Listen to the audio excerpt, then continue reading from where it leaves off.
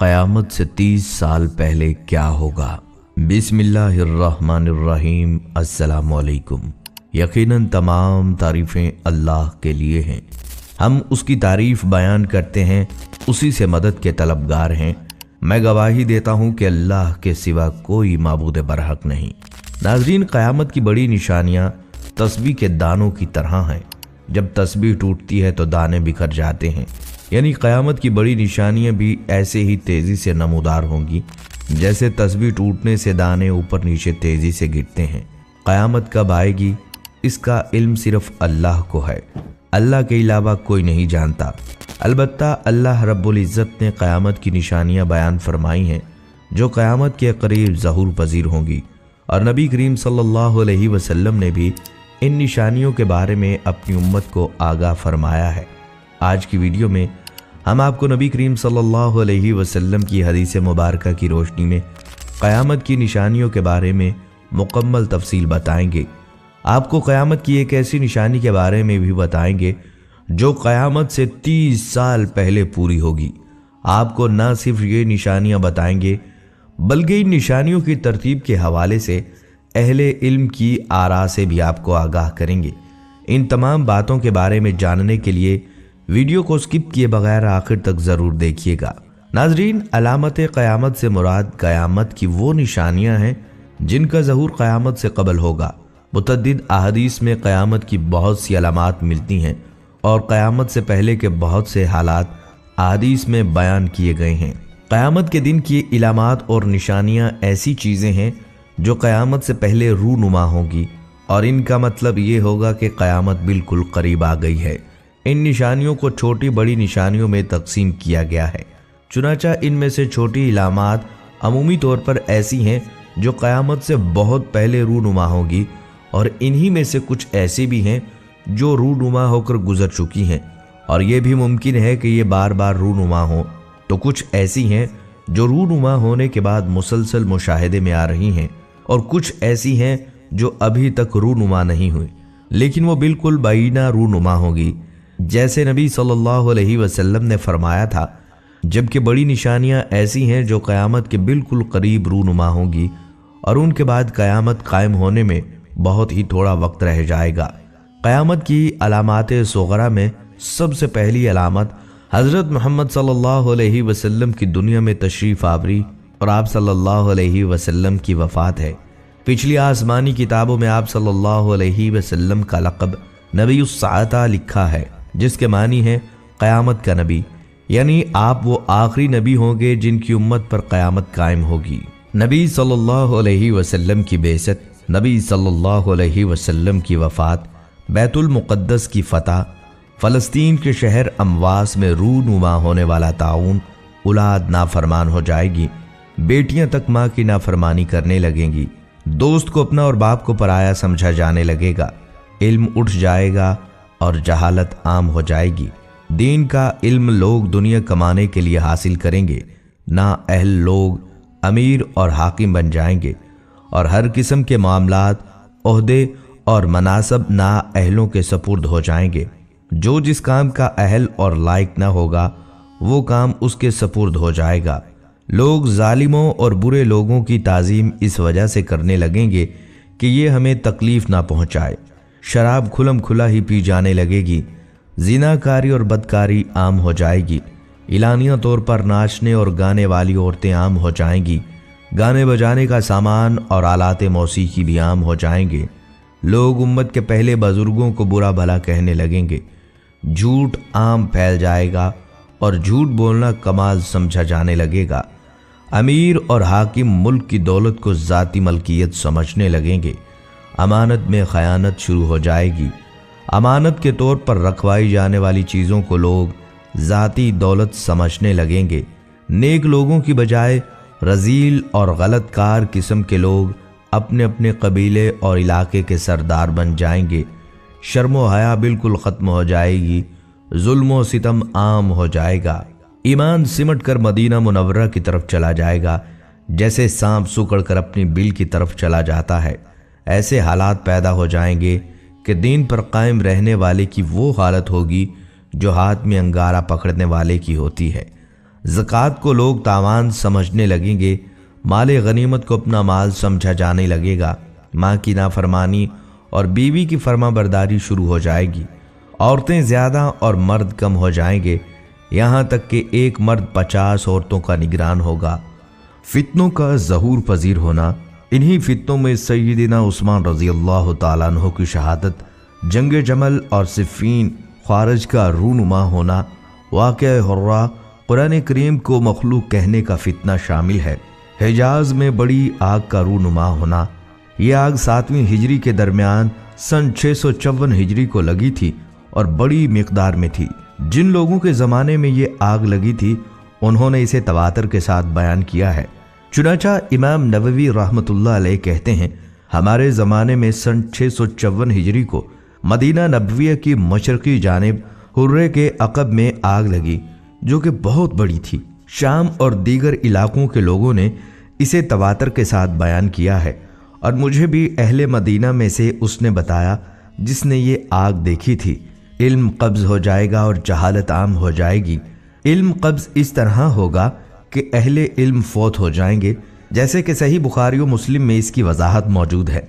ज़िना आम होना, सूदी लेन देन फैल जाना, हर समत आलाते मौसीकी आम होना, बकरियों के चरवाहे इमारतें बनाने का मुकाबला करेंगे, ख़वातीन का बारीक और तंग लिबास ज़ेब तन करना, मोमिन को सच्चे ख्वाब आना, झूठी गवाही आम होना और सच्ची गवाही छुपाना, औरतों की तादाद ज़्यादा होना, जजीरा अरब का दोबारा सरसब्ज़ो शादाब होना, दरिंदों और जमादात का इंसानों से बातें करना, रोमियों की तादाद बढ़ना और मुसलमानों से उनकी जंग, क़ुस्तुनतुनिया फ़तह होना। क़यामत से पहले हजूर सल्लल्लाहु अलैहि वसल्लम की उम्मत में 30 बड़े कज़्ज़ाब और दज्जाल आएंगे। हर एक नबुव्वत का दावा करेगा, हालांकि हजूर सल्लल्लाहु अलैहि वसल्लम आखिरी नबी हैं, आपके बाद कोई नबी नहीं आएगा। इराक़ का मशहूर दरियाए फ़िरात सोने का एक पहाड़ या सोने का एक ख़जाना ज़ाहिर करेगा जिन पर लोग लड़ेंगे। चुनाचा इस लड़ाई में हर 100 में से 99 कत्ल हो जाएंगे। मुमकिन है कि सोने के पहाड़ या सोने के ख़जाने से मुराद इराक़ का तेल हो, वल्लाह आलम। जब ये अलामतें ज़ाहिर हो चुकेंगी तो सख्त किस्म का अज़ाब शुरू होगा। इसमें सुर्ख आंधियाँ आएंगी, आसमान से पत्थर बरसेंगे, कुछ लोग ज़मीन में धंसा दिए जाएंगे, लोगों की शक्लें मस्ख हो जाएंगी। फिर पै दर पै कई निशानियाँ ऐसी ज़ाहिर होंगी जैसे हार का धागा टूटने पर मुसलसल दाने गिरते हैं। नाजरीन, हज़रत हुज़ैफ़ा इब्ने असियद गफ़ारी रज़ी अल्लाह तआला अन्हु कहते हैं कि एक दिन हम लोग आपस में क़यामत का जिक्र कर रहे थे कि नबी सल्लल्लाहु अलैहि वसल्लम हमारी तरफ आ निकले और पूछा, तुम लोग किस चीज़ का जिक्र कर रहे हो? सहाबा इकराम ने अर्ज़ किया कि हम क़यामत का तज़किरा कर रहे हैं। तब आप सल्लल्लाहु अलैहि वसल्लम ने फरमाया, यकीनन क़यामत उस वक्त तक नहीं आएगी जब तक तुम इससे पहले 10 निशानियों को ना देख लो। फिर आप सल्लल्लाहु अलैहि वसल्लम ने इन 10 निशानियों को इस तरतीब से जिक्र फरमाया: धुआं, दज्जाल, दाबतुल अर्ज़, सूरज का मगरिब की तरफ से निकलना, हज़रत ईसा इब्ने मरियम का नाजिल होना, याजूज माजूज का ज़ाहिर होना और छठी, 7वीं और 8वीं निशानी के तौर पर आप सल्लल्लाहु अलैहि वसल्लम ने 3 खुसूफ का यानी 3 मकामात पर ज़मीन के धंस जाने का जिक्र फरमाया। एक तो मशरिक़ के इलाका में, दूसरे मगरिब के इलाका में और तीसरे जज़ीरतुल अरब के इलाका में। और 10वीं निशानी जो सब के बाद ज़ाहिर होगी वो आग है जो यमन की तरफ से नमूदार होगी और लोगों को घेर हाँक कर ज़मीन हशर की तरफ ले जाएगी। और एक हदीस में यूँ है कि वो एक ऐसी आग होगी जो यमन के मशहूर शहर अदन के आखिरी किनारे से नमूदार होगी और लोगों को हाँक कर ज़मीन हशर की तरफ ले जाएगी। नीज़ एक रिवायत में 10वीं निशानी के तौर पर यमन की तरफ से या अदन के आखिरी किनारे से आग नमूदार होने की बजाय एक ऐसी हवा का जिक्र किया गया है जो लोगों को समंदर में फेंक देगी। प्यारे दोस्तों, आपने इस रिवायत में क़यामत की 10 बड़ी निशानियां मुलाहिज़ा फरमाई हैं। जहां तक इन निशानियों की तरतीब का मामला है तो इस बारे में आपको मुहद्दिसीन और अहले इल्म की आरा से आगाह करेंगे। नबी करीम सल्लल्लाहु अलैहि वसल्लम ने क़यामत की जो बड़ी निशानियां अपनी उम्मत को बताई हैं उनमें सबसे पहली निशानी दुखान है, जो एक बड़ा धुआं है जो जाहिर होकर मशरिक से मगरिब तक तमाम ज़मीन पर छा जाएगा और मुसलसल 40 रोज़ तक छाया रहेगा। इसकी वजह से तमाम लोग सख्त परेशान हो जाएंगे, मुसलमान तो सिर्फ दिमाग व हवास की कदूरत और ज़ुकाम में मुब्तला होंगे, मगर मुनाफिकीन व कुफ़ार बेहोश हो जाएंगे और उनके होश व हवास इस तरह हो जाएंगे कि बाज़ को कई दिन तक होश नहीं आएगा। याद रहे, इस धुएं का नाम दुखान है। जैसा कि इस धुएं का जिक्र कुरान पाक की सूरह दुखान की आयत नंबर 10 में मौजूद है और हुज़ैफा रज़ी अल्लाह तआला अन्हु और उनके ताबईन के कौल के मुताबिक एक आयत में इसी तरह के धुएं की तरफ इशारा किया गया है। इस आयत में अल्लाह ताला का इरशाद है, सो आप उस दिन का इंतज़ार कीजिए जब आसमान वाज़ेह धुआं लाएगा जो लोगों को ढांप लेगा। उस दिन वो कहेंगे, ऐ हमारे रब, ये है दर्दनाक अजाब, इस अजाब को दूर कर दे। बेशक हम ईमान लाने वाले हैं। अब उनके नसीहत कबूल करने का वक्त कहाँ है, हालांकि उनके पास वाज़ेह हिदायत देने वाले रसूल आ चुके थे। फिर उन्होंने इस रसूल से एराज किया और कहा, ये सिखाए हुए दीवाने हैं। सूरह दुखान आयत 10-14। याद रहे, इस आयत में आसमान के धुआं लाने से मुराद है कुर्ब क़यामत में धुएं का जाहिर होना। जैसा कि कतादा ने कहा, इस आयत के मानी है, या मोहम्मद सल्लल्लाहु अलैहि वसल्लम, आप इन काफिरों के साथ उस दिन का इंतज़ार कीजिए जब आसमान पर वाज़ेह धुआं छा जाएगा। नाज़रीन, इस आयत में दुखान यानी धुएं के मुतल्लिक मुफस्सिरीन के मुख्तलिफ अक़वाल हैं। इस धुएं की हकीकत को जानने के लिए इन अक़वाल का तज़किरा ज़रूरी है।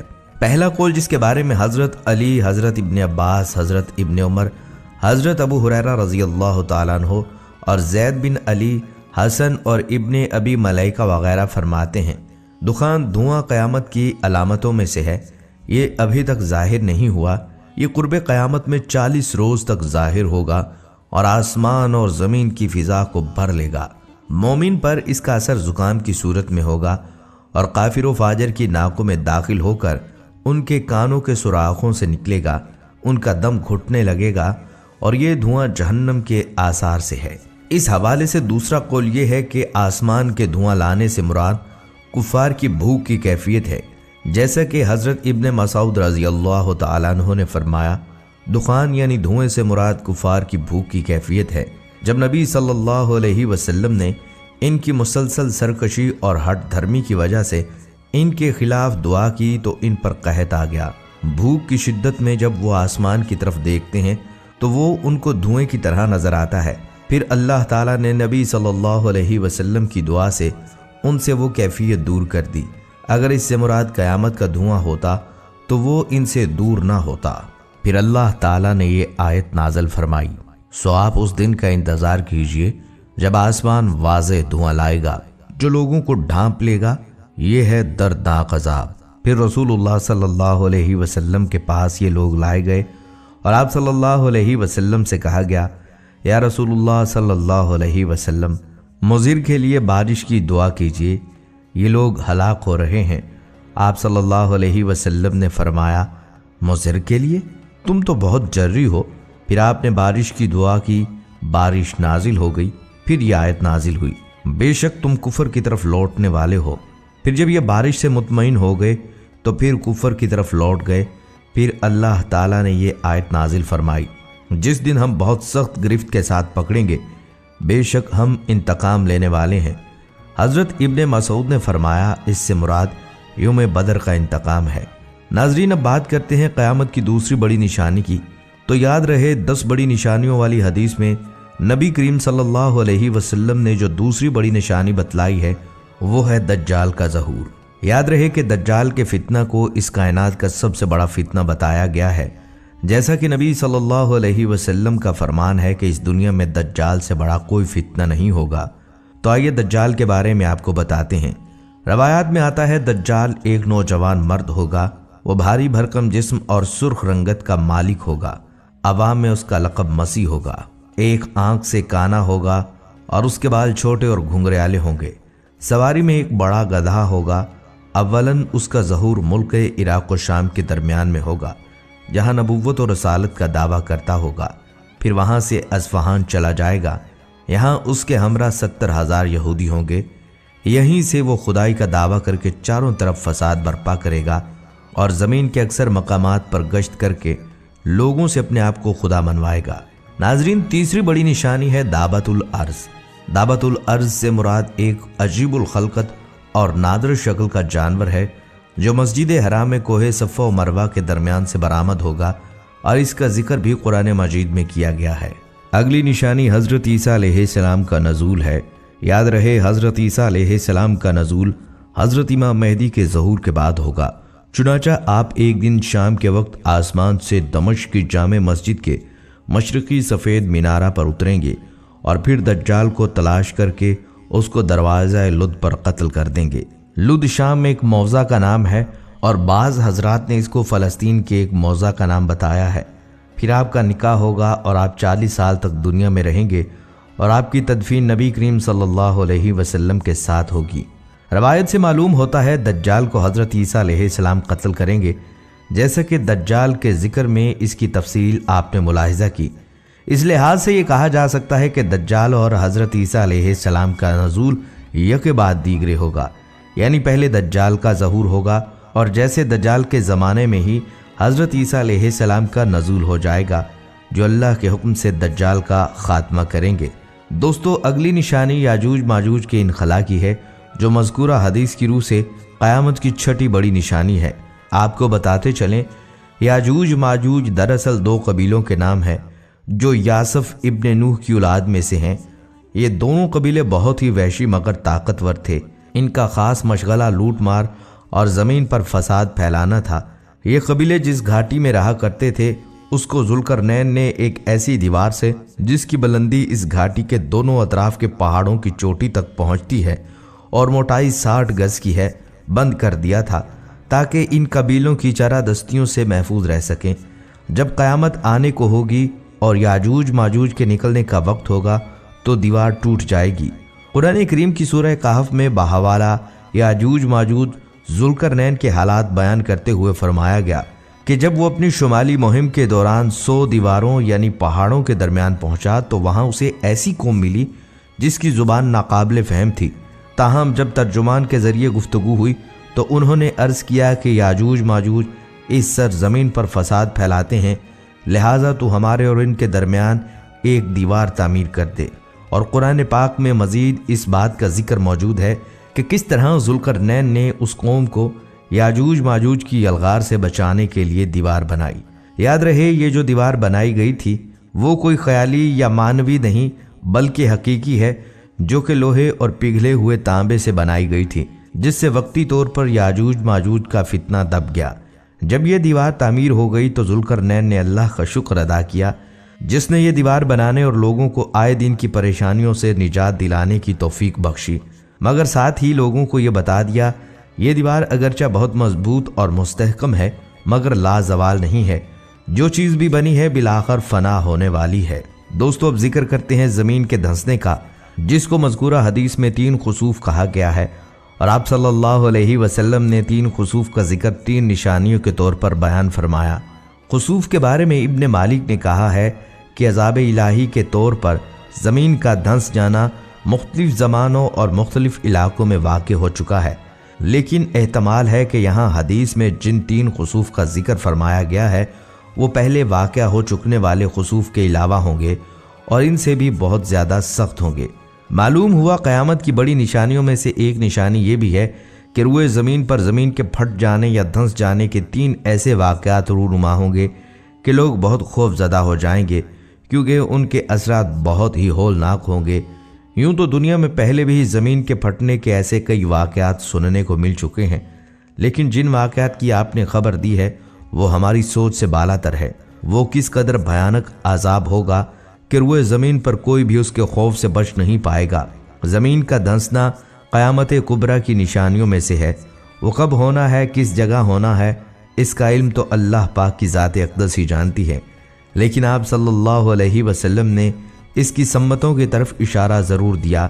वो ये कि एक वाक़या अहले मगरिब की तरफ होगा, वो इस कदर भयानक होगा कि पूरा मगरिब उसके खौफ की लपेट में होगा, जबकि दूसरा वाक़या अहले मशरिक़ की तरफ होगा और तीसरा वाक़या अहले अरब की सरजमीन पर होगा। दोस्तों, अगली निशानी है आग, जिसके बारे में फरमाया कि लोगों को हाँक कर ज़मीन हशर की तरफ ले जाएगी। इसमें ज़मीन हशर से मुराद मुल्क शाम का वो इलाका है जहाँ वो आग लोगों को ले जाकर छोड़ देगी। बाज़ हजरात ने यह कहा है कि ज़्यादा सही बात यह है कि इस आग की इब्तदा मुल्क शाम से होगी, या ये कि मुल्क शाम को इस कदर वसीओ फराख कर दिया जाएगा कि पूरे आलम के लोग इसमें जमा हो जाएंगे। बहरहाल हदीस के इस जुमला का मफहूम ये नहीं है कि इस आग का लोगों को हाँकना हशर के बाद होगा। अगर ज़मीन हशर से मुराद मैदान हशर लिया जाता तो यकीनन ये मफहूम पैदा होता और इस पर एतराज़ भी वाक़या होता, लेकिन यहाँ मैदान हशर मुराद ही नहीं तो फिर कोई एतराज़ भी पैदा नहीं हो सकता। दोस्तों, रिवायत में एक ऐसी हवा का जिक्र भी किया गया है जो लोगों को समंदर में फेंक देगी। ये रवायत बज़ाहिर इन रवायत के खिलाफ है जिसमें आग का जिक्र है। बस इन दोनों रवायतों के दरमियान मुताबिकत व यकसानियत पैदा करने के लिए ये कहा गया है कि इस दूसरी रवायत में लफ्ज़ नाज से मुराद कफ़ार हैं और उनको हाँकने वाली आग हवा के सख्त जक्कड़ के साथ मिली हुई होगी ताकि इन कुफार को समंदर में धकेलने का अमल ज़्यादा तेज़ रफ्तारी के साथ पूरा हो। नाजरीन, ये था तज़किरा क़यामत की बड़ी निशानियों का। अब बात करते हैं क़यामत की उस निशानी के बारे में जो जय्यद उलमा के मुताबिक क़यामत से 30 साल पहले ज़ाहिर होगी। उलमा इकराम बताते हैं क़यामत आने से 30 साल पहले औरतें बांझ हो जाएंगी, यानी बच्चे पैदा होना बंद हो जाएंगे, यानी क़यामत बच्चों पर बरपा नहीं होगी। और क़यामत आने से कुछ लम्हे पहले कलमा गो और नेक लोग ऐसी हवा यानी कि ज़ीरो ऑक्सीजन के ज़रिए उनकी मौत हो जाएगी और ये मौत बिल्कुल भी दर्दनाक ना होगी। क़यामत शिरकिया, जालिम, राशी, जानी और आखिरी वक्त तक तौबा ना करने वालों पर बरपा होगी। अगर देखा जाए तो ये निशानी आज मगरबी ममालिक में पूरी होती नज़र आ रही है। अब ऐसे नज़रिए के साथ लोग सामने आ रहे हैं कि इंसानों को बच्चे पैदा नहीं करने चाहिए और आहिस्ता आहिस्ता इंसानों की नस्ल ख़त्म होनी चाहिए। इस फ़लसफ़े को एंटी नेटलिज़म या बच्चों की पैदाइश के ख़िलाफ़ एक मुहिम के तौर पर देखा जाता है। इस तसव्वुर का आगाज़ कदीम यूनान में हुआ था, ताहम हाल में सोशल मीडिया के इस्तेमाल से इस ख्याल को दोबारा फ़रोग़ देने का मौका मिला है। फेसबुक और रेडिट पर ऐसे लाखों ग्रुप मौजूद हैं जिनमें से चंद मेंबरान की तादाद हज़ारों में है। रेडिट पर ऐसे ही एक ग्रुप में 3500 मेंबरान हैं, जबकि फेसबुक पर मौजूद दर्जनों ऐसे ग्रुप्स में से सिर्फ एक ऐसा है जिसमें 6000 लोग शामिल हैं।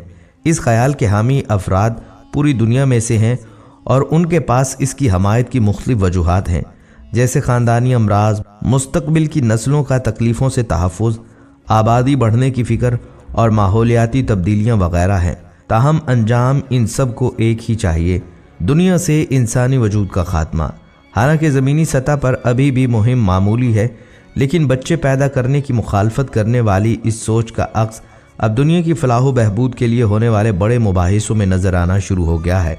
नाजरीन, मज़कूरा हदीस में जिन क़यामत की निशानियों का जिक्र किया गया है उनकी तरतीब के बारे में ये बात कही गई है कि इनमें सबसे पहले जिस निशानी का ज़हूर होगा वो धुआं है। उसके बाद दज्जाल निकलेगा, फिर ईसा अलैहिस्सलाम आसमान से नाजिल होंगे, फिर याजूज माजूज निकलेंगे, फिर दाबतुल अर्ज़ निकलेगा और फिर आफ्ताब मगरिब की जानिब से तलू होगा। ये बात इसलिए कही जाती है कि हज़रत ईसा अलैहिस्सलाम के ज़माना में तमाम रूए ज़मीन पर अहले ईमान के अलावा कोई नहीं होगा, क्योंकि सारे कुफ़ार मुसलमान होंगे, उनका ईमान मकबूल होगा। इसके बरखिलाफ़ अगर ये कहा जाए कि मगरिब की जानिब से आफ्ताब का तलू होना दज्जाल के निकलने और ईसा अलैहिस्सलाम के नाजिल होने से पहले होगा, तो जाहिर है जो कुफ़ार हज़रत ईसा अलैहिस्सलाम के ज़माना में मुसलमान होंगे उनका ईमान मकबूल करार ना पाएगा, क्योंकि आफ्ताब मगरिब की जानिब से तलू होने के बाद तौबा का दरवाज़ा बंद हो जाएगा और उस वक्त किसी काफिर का ईमान कबूल करना मोतबर नहीं होगा। जबकि हज़रत ईसा अलैहिस्सलाम के ज़माना में ईमान कबूल करने वाले तमाम लोगों का ईमान मोतबर होगा और वो मुसलमान माने जाएंगे। बस इस हदीस में मज़कूरा निशानियों को जिस तरतीब के साथ बयान किया गया है वो निशानियाँ इसके वकूअ पज़ीर होने की असल तरतीब नहीं, असल तरतीब का इल्म अल्लाह ही को है, इसलिए इस तरतीब में इख्तलाफात का तज़किरा करना बेसूद है। कुरान मजीद में क़यामत के जो अहवाल बयान हुए वो सिर्फ उस दिन का हल्का सा तसव्वुर देने के लिए बयान हुए हैं। इनका ताल्लुक़ मुतशाबिहात से है। इस जहां में इनकी असल हकीकत को समझना मुश्किल है। हम हर चीज़ को अपने मुशाहिदा, तजर्बा, इल्म और अपने फ़हम की रोशनी में समझने की कोशिश करते हैं, इसलिए इनको समझाने के लिए उन्हीं चीज़ों का हवाला दिया जाता है जिनका इस दुनिया में हमें तजर्बा और मुशाहिदा होता रहता है। अल्लाह पाक हम सब को राह रास्त पर चलने की तौफीक अता फरमाए और आखिरत की तैयारी करने की भी तौफीक अता फरमाए। दोस्तों, ये थी हमारी आज की वीडियो। उम्मीद करते हैं कि आपको ज़रूर पसंद आई होगी। अगर आपको ये वीडियो पसंद आई है तो आपसे गुजारिश है हमारे चैनल को सब्सक्राइब कर लें